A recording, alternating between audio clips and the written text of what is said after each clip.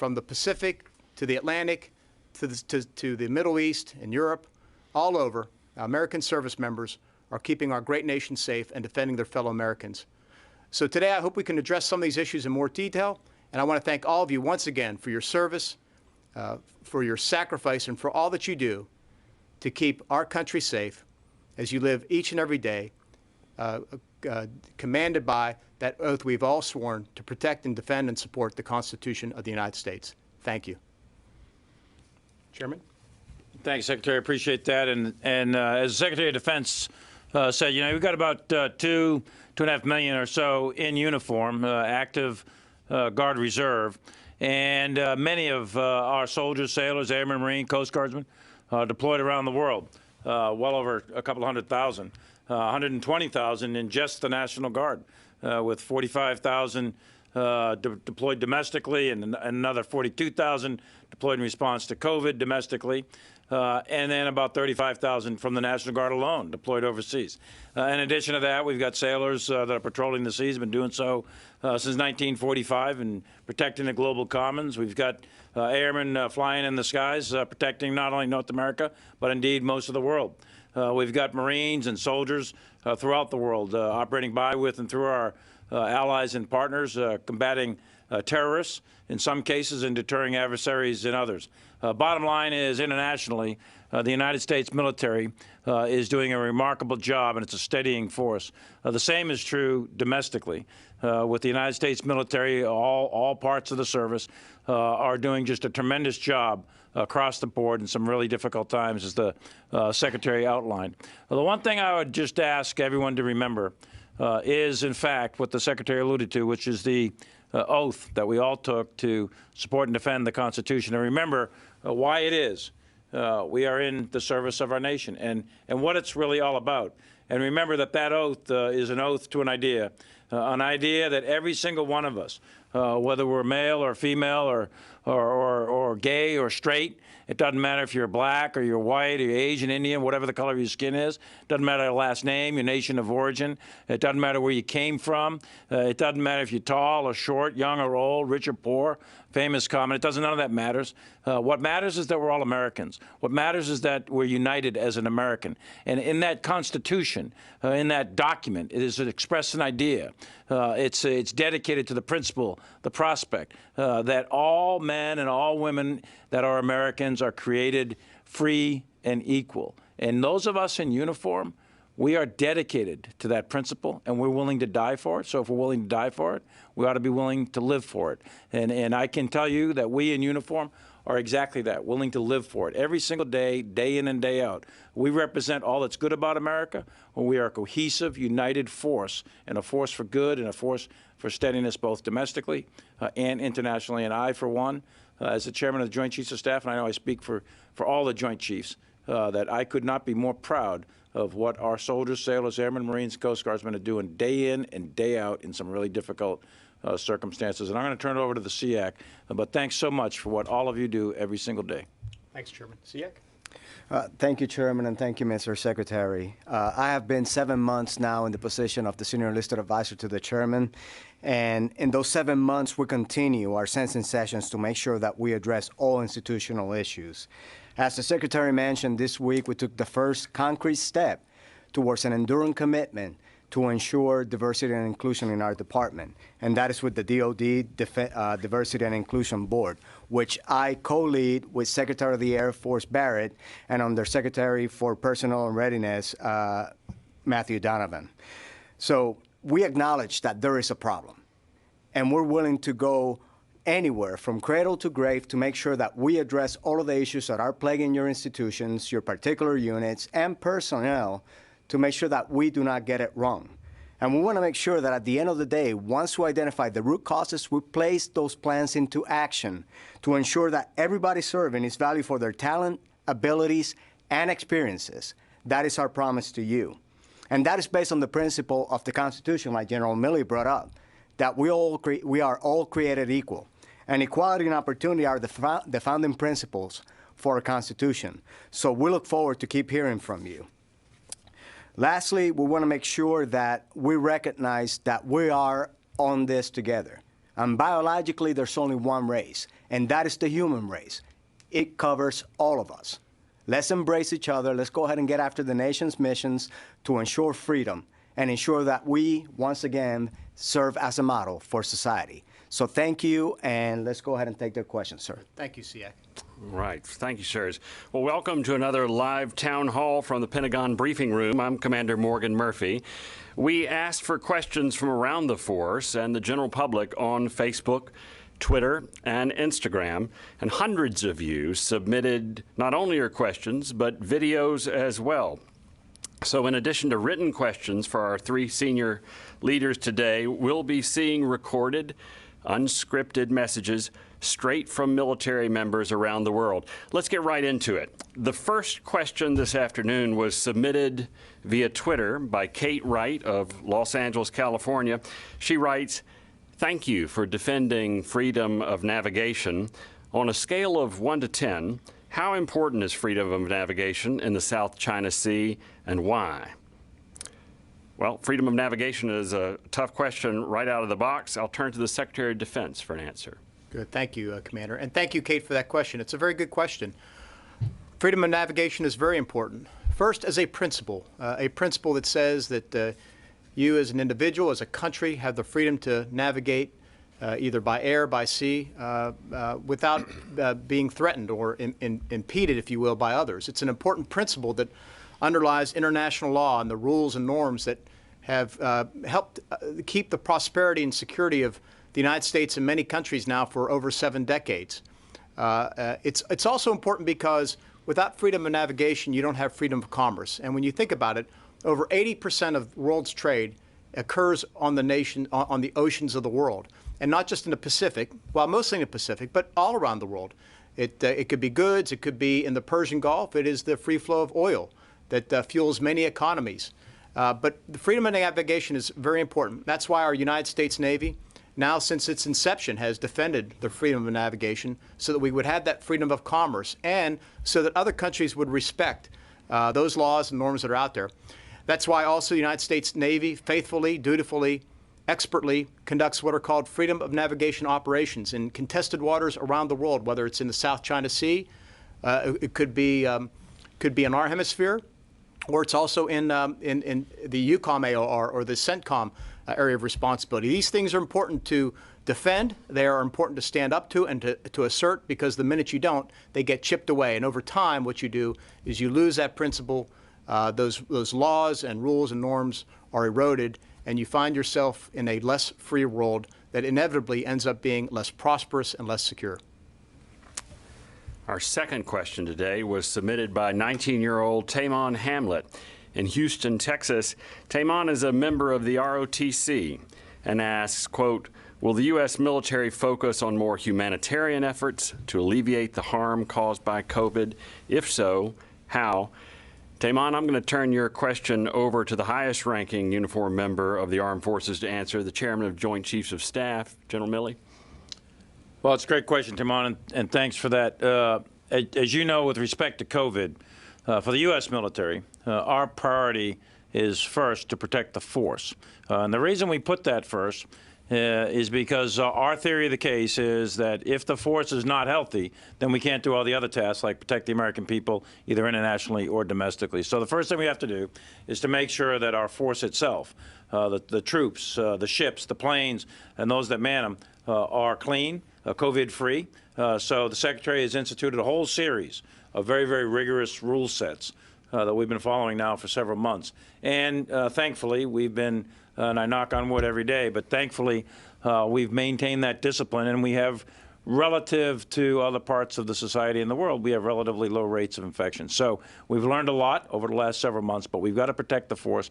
Secondly, we've got to protect the readiness, because our #1 mission is to protect the Constitution, protect the country from any enemies, foreign and domestic sort of thing. So that's the primary role of the U.S. military. So maintaining the readiness of the force is key, and that includes the health of the force. And then lastly, we're going to work as part of and in support of a whole-of-government approach. So right now, as many know, we, the Department of Defense, are in support of other agencies in combating this scourge of the COVID-19 virus. We've been very effective at it. we've been greatly in support with our ships, the Comfort, for example. Our doctors and nurses, our hospitals, et cetera, have been deployed all over the United States and internationally. So we'll continue to do that in support of other agencies. So the force protection piece is critical. The readiness piece is critical. And then lastly, we're in support of the other agencies. And we're going to continue to do that as we have been, and we'll do that under the direction of Secretary of Defense. So thanks for the question, Timon. The third question comes from Peter Hu from Alabama. Peter asks, sir, do you believe the integrity of the colonel's promotion selection process and being close hold was compromised politically and by the media? I'll turn this question over to Dr. Esper. No, thank you. It's a good question. Look, I believe in the integrity of all of our promotion processes, regardless of rank. We apply stringent standards, of course, to this to ensure its integrity, but we also follow all applicable laws and regulations, policies, and practice and precedent. So I'm very confident in the integrity of our board processes. We protect the privacy of individuals, and we go to great extent to make sure it's fair and it's sound and the processes can hold up the scrutiny of any type of inquiry or any type of look in terms of how the process is conducted. So I think everybody out there who's being looked at now for promotion or who's gone through a board should have full faith and confidence that the chain of command, military and civilian, will ensure and upkeep the integrity of that process. That's what we owe our service members. Thank you, sir. Given the events of 2020 and the Secretary's charge to the Department on diversity, we solicited video messages from the force so we could hear from you directly. This first story and question is from Senior Airman Naomi Sims of the U.S. Air Force. Let's roll the video. Hello, my name is Senior Airman Naomi Sims of the 177th Fighter Wing in New Jersey. I was recently in a meeting where my leadership acknowledged the importance of addressing some of the social issues we're all experiencing. They opened the floor for conversation and feedback, but there was very little participation in that setting. I actually did have ideas, suggestions, and even some critical feedback to improve things around the unit, but I remained silent and frustrated. After sharing my frustration with an entrusted chief, I was encouraged to go as far as to speak with the command chief of our wing. In my personal experience as a Black woman in the Air Force, I have felt the pressure to conform and not cause any waves surrounding the subject of race, so I was undeniably nervous to share my perspectives and ideas with leadership. However, I am proud to report that my leaders were incredibly receptive and open to my feedback. Those conversations sparked a lot of much-needed dialogue about topics that people so often shy away from. Being given the space to understand and be understood was extremely impactful for me, and I feel that others would benefit from it as well. With that being said, does the military have any plans to facilitate more opportunities for productive and informative dialogue around other bases? Mr. Secretary, your thoughts on her comments? Oh, it's a great insights, great comments. I thank her for sharing them. She's spot on. I got to tell you, over the past 3 weeks, I've held well over half dozen listening sessions all around the country and overseas with soldiers and sailors and airmen of all ranks and of all races and ethnicities. And the SEAC has joined me on many of those. In fact, we just held one yesterday at a naval facility down in Virginia. And what she is saying is the same story we hear over and over and over again, and that is the importance of having that conversation and the difficulty in initiating it. And I know the SEAC and I have both taken this same note over and over again, which is why in that first action memo that we put out last week, one of the things that I wrote in there is the importance of giving our folks the lexicon, the words, the definitions to start talking about things like discrimination and racism and prejudice, get people comfortable with the terms, and then help teach practices, whether it ranges from interventions to having the conversation, because they're very difficult conversations. We've sat in them. I've sat in them now several times with well over 100 service members and had these. And what she is saying is spot on. I think once you get in a group and you can get over that initial reluctance to have that conversation, people really start talking, and you get great insights into their experiences, their perceptions, and that's where it has to happen. That's where it begins, where you really start breaking down the problem. and getting, not just sharing experiences, but then getting towards solutions. So we've put some of this in the memo, the action memo coming out. I've put out word to commanders, to leaders of all grade and all the services that you got to have these conversations, you got to facilitate them, and you just got to be able to have that discussion. People want to talk, and we got to be able to listen as well. So I hope this is something that commanders not only hope but should do across the force. I'm glad that she raised it, and it's because it's very important. That's where it has to begin, at that level, to begin those discussions, and then we got to facilitate it from the top down as well, so that we open up that space for folks to have that discussion. If you don't mind, I'll invite the SEAC, because he's been my battle buddy, if you will, on this journey, and see what he wants to share. No, thank you, Mr. Secretary. So first of all, teammate, thank you so much for bringing that up to us, because like the Secretary said, this is something that has been common throughout our travels. The one thing that I have learned from all of this so far is that adversity continues to bring opportunity, and this is yet another opportunity for us to get our wrongs right. Conforming is not the way for anyone out there serving in the Department of Defense. We should all be valued for what we bring to the table. But in order to do this, we have to talk about it more and more. And I will say that the more we talk to the troops, the more comfortable we are addressing the issue.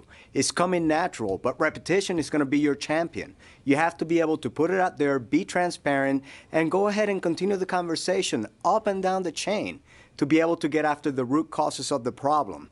And then that's going to lead to the most important thing that we can do on this, and that is to measure our progress. Then we're going to go ahead and start looking at the facts and the data to make sure that we're marching in the right direction.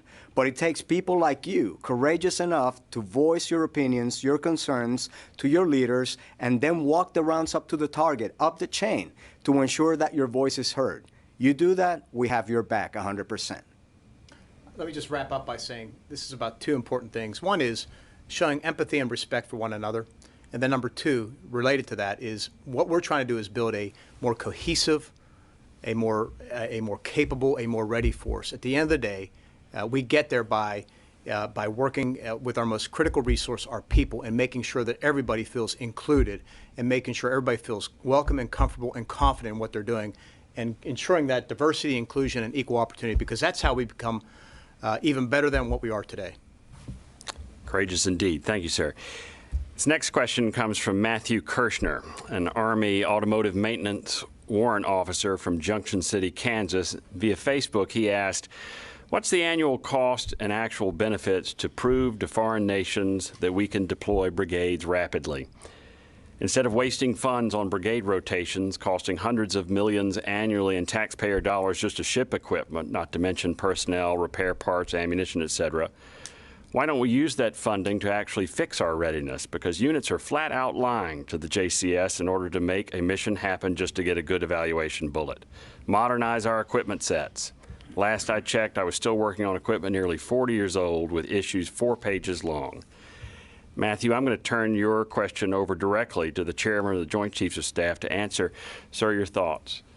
Well, thanks, Matthew, for the comment. I'm going to give you a call, though. I want to find out the equipment that's 40 years old. I got 40 years in the military. I'm hoping you're not working on stuff 40 years old if you're in the Army. There's ships out there that are 40 years old. There's airplanes, but I'm going to give Matthew a quick call here. I want to find out about that equipment. But having said that, there is a logic to why we do what we do in terms of rotating forces. And we do. We rotate brigades to Korea, for example. We rotate brigades to Europe. And we've got to be able to do both. We've got to be able to fix and maintain our equipment here at home station or overseas. But we also have to project power. The United States is a unique global power in that we have a friendly country to our north and our south, and we have oceans to our east and our west.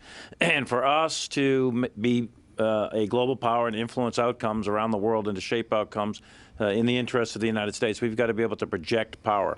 So that's why we do it. And in order to do that, we have to rotate forces on a very, very frequent basis in order to stretch out the muscle memory, if you will, of the sea and air lift to get forces, heavy forces or light forces, across the oceans and overseas and get them into exercises and training and so on. Yes, we have been doing that now for 20 years on a scheduled basis or so into Iraq and Afghanistan and elsewhere. But it's one of those things that if you don't continually practice it and train at it, then it will atrophy over time, and it doesn't take long for that to atrophy. So we need to continue rotations forward in order to fulfill the tenets of the National Defense Strategy in order to maintain our commitments overseas. And at the same time, we need to maintain all that equipment. And Matthew, I'll give you a call here. I want to find out about the 40-year-old equipment that you're working on. And then maybe I can do something with the Secretary of Defense and get you some new equipment. But thanks for the question. Great question. Look out, Matthew. Our sixth question today comes from Salvatore Corelli of Stamford, Connecticut. He asks, how did the United States fall so far behind Russia and China in terms of nuclear modernization and hypersonic technology? Mr. Secretary, would you care to answer this question on nuclear readiness? Sure, and I appreciate Salvatore's question. Let me just, though, challenge the premise up front. Well, I can assure Salvatore that we have the most ready, capable forces out there, bar none. And the fact is we are upgrading them and modernizing our bomber force, our ICBM force, and our submarine force. And they will not just be more capable than our competitors and adversaries today. They will be even more capable than that as we modernize them. So, and there's more to it than that. We have to also update and modernize our nuclear command and control and communications. But we are putting a lot of money into this. It's important to continue to modernize and recapitalize the nuclear deterrent because of what it is. That second word I mentioned, deterrent. Because what it does, if you have a very capable triad, you're able to deter conflict. You'll be able to deter threats to the United States. And at the end of the day, that's what we want to do. We want to deter conflict. We want to deter war. And failing that, we want to be prepared to fight and win. But I can assure Salvatore and anybody else there that's interested in this issue is we maintain a highly capable nuclear triad, more capable than our adversaries and competitors. And we will continue to maintain that overmatch in the years ahead. Next, we have another video message. This one is from Lance Corporal Pham from Des Moines, Iowa. Just as a reminder, like our questions, these are real videos from around the force. In this one, there's a lot of background noise, and in true Marine fashion, it sounds like there's heavy armor rolling through at one point. So to make it easier for our online audience to follow along, we've added subtitles. Otherwise, it's just as she submitted it. Let's roll it. This is Lance Corporal Pham from Des Moines, Iowa. I'm here to tell you about my experiences regarding inclusion and diversity in the Marine Corps. 2 years ago, before I signed the papers, I was encouraged not to join by other service members and veterans because of my background as a female and a minority. I was told that I'd be attacked from both angles because of this. However, I accepted the risk and joined anyway, and upon coming to this unit, I was proven wrong. I was welcomed with open arms by people of all sorts of backgrounds regarding race, religion, ethnicity, culture. It did not matter. We're all bonded by the same standards and the same willingness to perform our duties. However, other service members might not have had the same luck I've had with this wonderful group of brothers and sisters and good leadership who enforce inclusion. They might feel hindered or disrespected because of their backgrounds. I plan on progressing my career in order to trample exclusion and encourage inclusion. I appreciate this opportunity as one to encourage those who feel that they can't choose their own career or path because of their backgrounds, to accept the risk and go for it anyway, because the Corps, along with the rest of the world, is moving towards the path of inclusion and diversity, making progression, and anybody can be a part of that movement. Thank you. SEAC Colon Lopez, do you want to comment on Lance Corporal Pham's message? Absolutely. I mean, things like that just get you motivated every time. So I want to thank the Lance Corporal for her courage and ownership of the issue, first of all. This is somebody that I can assimilate with because I too am a minority, and I was told about my limitations before I even tried to do anything. And it was all about proving people wrong, but that took action. When we look at minorities progressing to the ranks, we need to make sure that everyone has the same opportunities, regardless of who they are. And then if they excel, then so be it, open the door. And if they don't, provide them either the training or another opportunity to go ahead and move forward or validate their limitations. But I will tell you that she is doing exactly what every single member of the Department of Defense should be doing, trampling diversity and inclusion, or promoting it. And diversity and inclusion are nothing more than a quality control mechanism for us, the Department of Defense, to benefit from the talents of everyone in our rank and file. So we need to embrace that. So for everyone listening right now, I believe that Lance Corporal Pham just gave you a vector. Dust off your map and compass and start marching on. All right. The next question comes from Rosemary Helton, who works for the Pentagon Force Protection Agency. She asked, quote, with the pending memo on OPSEC and CUI, how do you see it impacting not only DOD, but the federal government as a whole? Mr. Chairman, sir, your views on operational security and controlled unclassified information. I'm sorry, I need to jump in here before the chairman answers because I was just about to jump on that. I just want to commend Rosemary for her fine choice of sports teams, the Pittsburgh Steelers. I know it's a very astute question. I'm sure the... I think since the Secretary wrote the memo, the Secretary can continue with the answer to the question, since it's from the Pittsburgh Steelers. But Rosemary, thanks. Thanks for the question. And I will let the Secretary answer the question. But from my point of view, operational security is critical, and it always has been, always will be.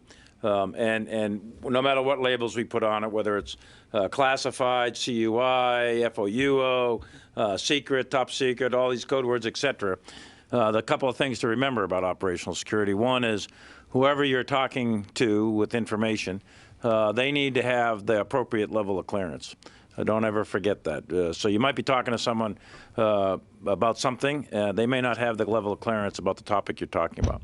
Secondly, even if they have the appropriate clearance, they need to have a need to know.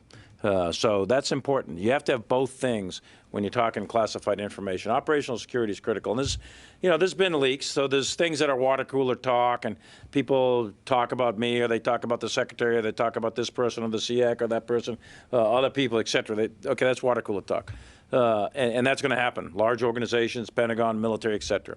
But we do have to guard classified information. We have to guard it very, very closely. Leaks of classified information are matters of life and death. Not only is it matters of life and death for us in uniform, but the sources of that classified information oftentimes are human beings. It's not all signals intelligence. Sometimes there's human involved, and there's human beings out there who are collecting critical information. If that information is inadvertently let out, it appears in a newspaper, on TV, or a blog site, or something like that, foreign intelligence services, adversary foreign intelligence services can piece that together, and they can go right back to they can figure out the source or the method, and then they can compromise that. That has happened before with the United States. On the flip side, we have to balance that against transparency, because we do have a requirement to be transparent with the American people, and we want to ensure that we explain ourselves adequately and fully, because we're a very expensive organization, one of the most expensive organizations in the world, if not just the country. And the taxpayer is funding us to a great degree, and in order to justify the expenses that we are as a military, we need to be transparent, and the medium of doing that is the media. And things like this, a town hall, et cetera. But we have to always keep a balance there between classified information, official information, information that might be sensitive, and the transparency aspect. And it takes a high degree of thought to do that. And I'll let the Secretary talk further about it, but that's kind of my view on it. So thanks, Rosemary. Despite your allegiance to the Steelers, it's a great question. Well, Rosemary is clearly a very intelligent person with superb judgment, and she knows the importance of this issue. And I'll just footstop what the chairman just said. I mean, think about it in terms of the national defense strategy. If you're releasing classified or sensitive information, what you're doing is undermining line of effort number one in terms of impacting our lethality and the readiness of the force. In fact, I'll go so far as to say you're not only jeopardizing a mission, but you could be jeopardizing soldiers, sailors, airmen, Marines who are on the front lines. That's number one. Number two is the leak of that type of information also jeopardizes our alliances and partnerships. It jeopardizes our foreign policy, our national security strategy, because leaks undermine those bonds. Countries come not to trust us. Allies doubt whether we can keep a secret, or we could share something sensitive between us. So you got to think about it in those terms, and it really matters. We all know the phrases from World War II, right? Loose lips sink ships. That's true today as well. And maybe in some ways there's even much more at risk, because we live in a world where it's not just where we're not just talking, but or on the phone, but we're on cyber. We have people are trying to compromise the integrity of our networks, of the internet, of our cyber capabilities. So we got to be very careful in what we say and do. And we have to avoid, and certainly, you know, any type of release of classified information or secure information. But there's also information that is unclassified that can be sensitive as well, that again can undermine those things that I just spoke about. So I appreciate Rosemary's question. We received the next question via Twitter from Paul Schrum in Raleigh, North Carolina. Paul notes he's not in the military, but wanted to know, quote, regarding the Bonhomme Richard fire, are you investigating the possible causes of the fire? Secretary Esper, would you care to comment on the tragic fire aboard the USS Bonhomme Richard? Sure. It very much is a very tragic fire. I'm pleased to report that the fire is out. I've been in touch with the Secretary of the Navy, and I get reports from the CNO, the Chief of Naval Operations. So the fire is out. The CNO is out there today, and the Navy will be conducting an investigation, and that's the right thing to do, of what happened. But they're also going to conduct a survey of the ship and assess the damage. And then thirdly, I think they've done very smartly, is to reach out to the rest of the fleet and to speak to the commanders and make sure that the commanders have all the resources they need, that the sailors are trained, and that they are practiced in terms of firefighting. So we are proactive. They are proactive, trying to stay in front of things in case there's another, to avoid a fire on any other ship. So it's, you know, firefighting on a ship is very dangerous. It's a very demanding thing. I recently traveled to Great Lakes, where we train our sailors, our new sailors coming in, and very impressed by the training they do up there. It's live training in terms of putting out fires. It's that important to the safety and security, integrity of a ship and the crew that you know how to fight fires. And I really applaud the Navy's efforts to put the fire out, to begin an investigation, and then proactively reach out to the rest of the fleet and make sure that they are taking all precautionary measures until we can better understand what happened on the Bonhomme Richard, to make sure we're preventing anything happening elsewhere. We have another video message. This one is from Sergeant First Class Jonathan Fayette of the United States Army. Because of our time constraints here today and the fact we want to hear from many voices, Sergeant, I'll let you know that we cut your video slightly for length, but not for content. Let's roll the video. My name is Jonathan Fayette. I'm the First Sergeant for Bravo Company, 47th Combat Support Hospital, and I'd like to tell my story. I'm from Nigeria originally. My family moved here when I was 5 years old. And I pretty much grew up in the Midwest, Michigan area. Kalamazoo is the city that I primarily grew up in. Ever since I was little, from watching the videos way back in the 80s of Be All You Can Be, and for commercials that the Army produced, I've always wanted to join the military. So I'm literally living my dream by being a first sergeant. I've had nothing but positive experiences since I joined the Army. Since I'm a 60 whiskey by trade combat medic, I've been able to be in a myriad of units, whether it's light infantry to some special operations units as well. In doing that, I've had opportunities where I was the single only African American in an organization to one of two to multiple. And like I said, my experience has been positive. Going in some of those units, there's been soldiers who necessarily didn't work with personnel of my complexion growing up, and they had some biases and from their upbringing, but we all bleed the same color, and to this day they're my lifelong friends. I was able to change their perspectives just by daily interactions with them and working with them, turning wrenches with them in the multiple or ruck marches or doing PT, and now they're, like I said, my lifelong friend. I've also had experiences where I've been in cities where my family was concerned because historically those areas were not very receptive to people of my complexion and skin color as well. I was OCT and JRTC, and when I told my parents that I was going to JRTC, they were like, you need to be careful because there's racist activity down there and things of that nature. But when I got there with my wife, who is, Caucasian, and all my kids are mixed, I got down there and found that that was not the case. You know, the people in that area were extremely receptive to us. We had no issues when we were on about around town, and we have friends that continue to contact us to this day and find out where we are in our military careers. And I think all of that is due to just the military culture as a whole, especially in the cities where the military is ingrained in that area, and they are patriotic Americans who just love the personnel that are in the military and what we do for our nation, and the fact that we chose to serve our country and we're defending the Constitution, and that we all chose to raise our right hand for the betterment of our country as a whole. So primarily, my experiences have been great, and I've seen that my junior soldiers are also having similar experiences.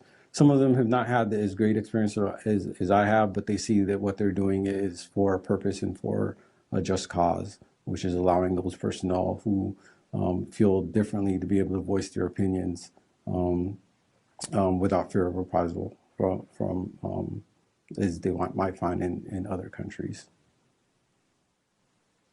If there's a question that I could ask, it would be in lines with the redaction of the DA photos for boards. Is there a possibility that the names could also be redacted, because with a name, basically the gender and possibly race of that soldier would be prevalent to the board members? Is that something that's also being considered? I'll turn this one over to the SEAC for comment. First Sergeant, first of all, thank you. I got to spend 3 years and a couple of months in United States Africa Command, and I spent quite a bit of time in your former stomping grounds. And, you know, it's very fulfilling, and it's such a proud moment to hear somebody like you that didn't come into freedom appreciate exactly what the American way of life is all about. And I also like to point out that many people that are born into freedom sometimes take it for granted. So I appreciate you putting that into perspective on how you can compare two different systems and how you have been able to thrive on this. When it comes to the names and the possibility of redacting certain information, we're taking and pick the best person for the best duty. And I know that the Secretary and the Chairman both agree that we can do better when it comes to those boards. But also we want to make sure that once we implement a system, that is something that is going to benefit you, and that it's not going to hinder your opportunities for promotion. So I want to thank you for that, and I also want to thank you for the comment for highlighting that all blood runs red. And that is something that we can also not take for granted. And lastly, one thing that I will close with is that there are many parents right now that are concerned about the safety of their children, specifically black families. And they have brought this up to us, that they have to talk to them about putting their hands up, make sure that if a cop approaches you, the way to act and everything else. But that is a product of the history that we have endured over many years. What we need to look at now is, as we're collecting our thoughts, is for the opportunity to create a different narrative to where families, regardless of color, race, creed, nationality, are able to step out of their front doors into free America and feel safe. So again, First Sergeant, thank you, and I look forward to crossing paths with you. You're definitely an impressive soldier. Mr. Secretary, would you like to Yeah, weigh I'd in? just like to add, I'd like to thank the First Sergeant for sharing what a great American story. It's just fantastic, and for him now to be serving in the United States military as a First Sergeant, over 20 years, and I assume at this point in time. So it's a great story, and he tells a great tale, and it is reassuring in so many ways. And I want him to know that we are trying to root these, practices out that might enable unconscious bias and things like that. So we are getting rid of the photos, and in fact, the directive I signed this week also tasks our personnel and readiness directorate, if you will, to go out and come back, I think, within 45 or 60 days and present a plan by which we could also strike references to names, references to gender, things like that that may trigger unconscious bias. So we're on that. We appreciate what that means, and the importance is to making sure that it's a merit-based system and solely a merit-based system. Many of you didn't pose questions, but made comments, and yes, we read your comments too. Debbie Hoover, via Facebook, posted on our call for town hall questions. She wrote, quote, "What is wrong with you, DOD? Why are you discussing these problems in an open forum where all of our enemies can see all of the problems of the military? It's the same you having meetings on Zoom." I'll pose Debbie's question to the chairman of the Joint Chiefs. Sir, do you think we should be discussing our problems as a force in an open forum like this? I mean, it depends on the problem. For most of the things we're discussing today, absolutely yes. We all militaries are a reflection of their society, and we are a democracy, a representative democracy where people have freedom of speech, and so on. And we, the Department of Defense, we're costing the taxpayer $700 billion, $800 billion, depending on the year, which is a lot of money. And we have a very, very important job for the American people, which is to protect the common good of the Constitution and the freedoms that people enjoy. And there has to be accountability. And so you have to be transparent with the good and the bad. And you have to do that. And we as a nation demand that. We demand accountability. We demand it through the Senate Armed Services Committee, the House Armed Services Committee. Sometimes those things are uncomfortable, but the Secretary and I and all the representatives, senior leaders of the military, we must appear. And we do so under oath, and we must be candid and honest. And that's fair. That's as it should be. Those are the people's representatives, and they must hold us accountable. That's part of the deal. The media, it's embedded in that document called the Constitution, a free media, and they have a right. It's not just some nefarious idea out there. It's a right to challenge us in the military or the Department of Defense or the government as a whole in order to hold us accountable. That's important. That's an important and healthy thing for a democracy. And yes, not everything's perfect on a day-to-day basis in the Department of Defense or anywhere else in the federal government, right? But we must be transparent with the American people within the bounds of classification. If we think for a minute that something is classified and it's going to, and the revelation of that information will do harm to a future operation or place the soldier, sailor, airman, Marine, Coast Guardsman at risk or place sources and methods at risk, then we don't talk about it. But that, relative to the whole, that type of information is relatively small compared to the whole. We get criticized frequently and a lot, but that is the nature of a democracy. So yes, Debbie, thanks for the question, but I do think that it's important, and that transparency is an indicator of strength, not of weakness. And if our enemies see that, then they're witnessing strength, not weakness.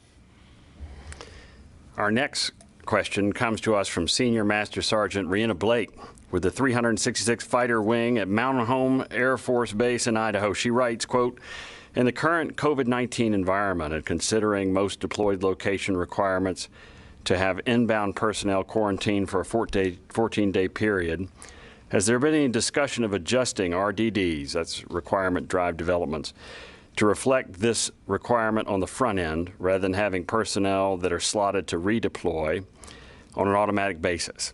Doing so would allow redeployers to head home more or less as scheduled while also accounting for any home station quarantine requirements, R&R, PCS orders, etc.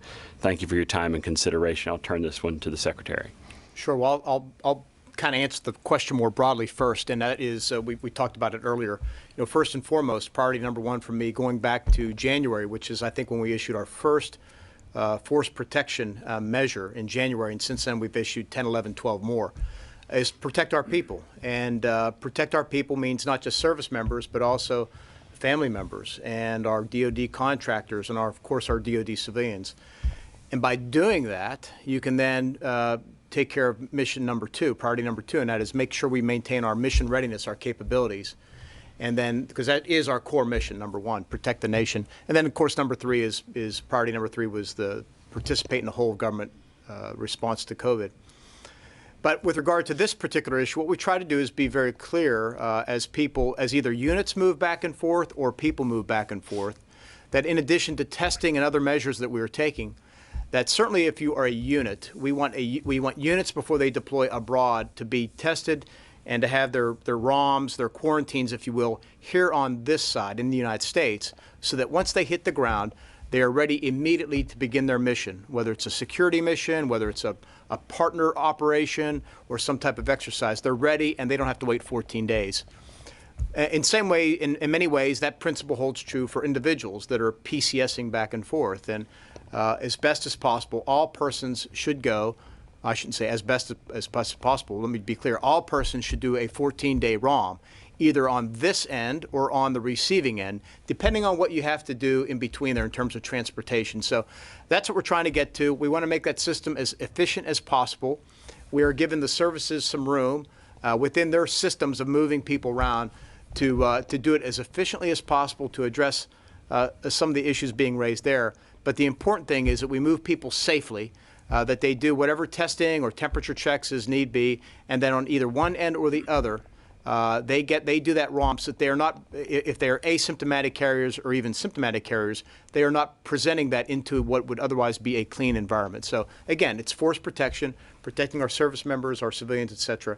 And we'll raise these issues and take a look at any other way that we can either improve the policy or make it more efficient.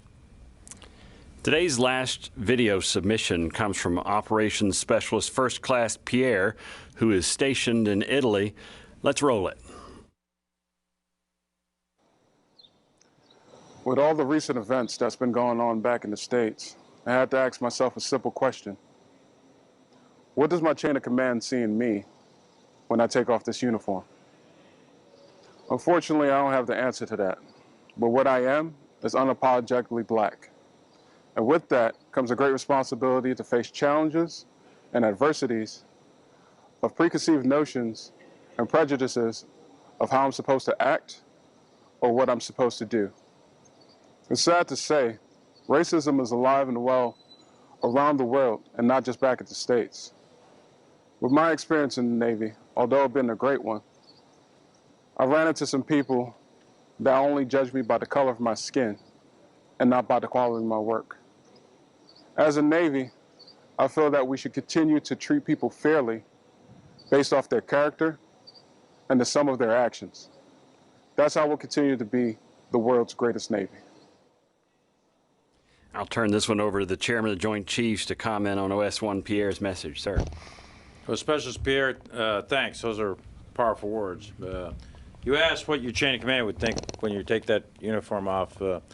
I can't speak for every officer and NCO out there, but you and I, you're a sailor 24/7. Whether you're wearing that uniform or not, I'm a soldier 24/7, all the time, every time, no matter what. And that you are unapologetically black, that's a good thing. You should never deny who you are, no matter who you are, no matter how you identify. And you should be proud of that. Be proud of being a sailor.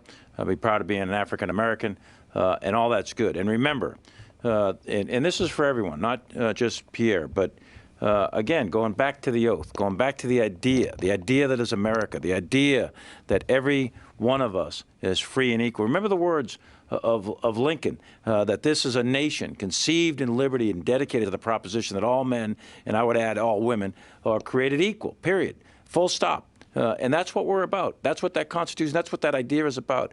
And we are all free and equal. It doesn't matter where we're from. It doesn't matter the color of our skin. We're going to be judged by the content of our character, not the color of our skin, like Martin Luther King said.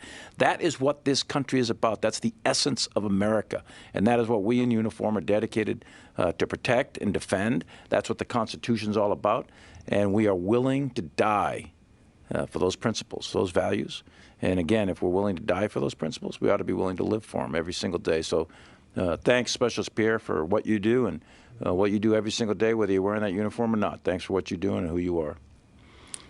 Thank you. We have time for just a few closing comments, and I'll call on the SEAC first. Thank you again, sir. And again, Chairman, Mr. Secretary, thank you again for this opportunity. One thing that I learned a long time ago is the Special Operations Force is truth number one, and that is that humans are more important than hardware. Well, guess what? We are those humans, and we need to treat each other with dignity and respect to make sure that we carry out that mission. For my shipmate, Pierre, I will tell you that those who judge what they don't know are nothing more than fools, so don't listen to them. You don't have to. You know your worth and you know your value. I know that. Lastly, I will leave you with two thoughts. That only the mediocre are always at their best, so we need to continue to improve. And lastly, that you deserve what you tolerate. So don't ignore things and don't walk past the issues. Deal with them head on and prevent them from happening ever again. Thank you for your time. I look forward for the next opportunity. General. Thanks. I just, at the risk of repeating myself over and over and over again, I would just ask that all of us in uniform never forget, hold the Constitution close to your heart. That's what we are about. And remember that diversity is a strength. It's not a weakness, it's a strength, and it gives us incredible strength in combat because it builds cohesive forces, it builds good order and discipline, and that's what we're about in order to defend that great idea that's embedded in the Constitution. So thanks so much for what each and every one of you are doing every single day. Thank you, Secretary. Let me wrap up by saying thank you once again, everybody, for tuning in and to participating in this town hall today. I know we got a lot out of it, and I hope you have as well. Secondly, I'd like to thank all of you in uniform and also our DoD civilians for your service and your sacrifice and your commitment, particularly in these challenging times. It is a difficult moment for our country dealing with the coronavirus, but you all have inspired us and held the country safe and firm, both domestically and abroad. So thank you once again for that. Third, I'd like to repeat what we've all been saying, the importance of diversity and inclusion in our ranks. We must guarantee that we treat everybody with dignity and respect and ensure that we address issues of discrimination and bias and prejudice and afford everybody an equal opportunity to reach their best and be their best. That's my commitment. That's our commitment. That's got to be the chain of command's commitment. But inevitably, it's everybody's responsibility and commitment to continue to push along these themes. Because as we said today, diversity and inclusion make us stronger, not weaker. They make us better, not worse. They are all about what we are and who we are as Americans. That's why I want to finish up with where I began, and that is we have all sworn an oath to support and defend the Constitution. It is that document that embodies those ideas we talked about today, about judging people based on their merit, not on their skin or their ethnicity or their race. It's about treating people equally. It's about giving everybody equal opportunity. It's about respecting those rights embodied in that document. That's what we are all committed to. That's what we are all willing to die for. That's certainly something we all must be willing to live for. So I encourage you, urge you to think about day in and day out as you accomplish your missions, as you go about your tasks, as you serve side by side with people, fellow service members of all races, ethnicities, genders, orientations, etc. That this is what makes America great. So thank you. Thank you, Mr. Secretary, Mr. Chairman, SEAC. To our online viewers, on behalf of the Department of Defense, thank you for tuning in and thank you for your questions.